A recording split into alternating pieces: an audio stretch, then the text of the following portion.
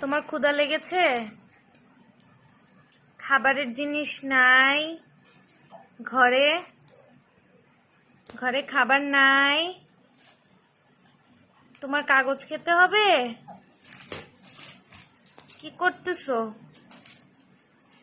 এগুলা কি? খিচুড়ি নিয়ে আসি, খাবা? আই বুড়ি, এই যে ছিট তো সোজা পেজ, এগুলা কি? কোন ধরনের অসভ্যতামি তোমার এগুলা? কলমটাও ফালাই দিছো।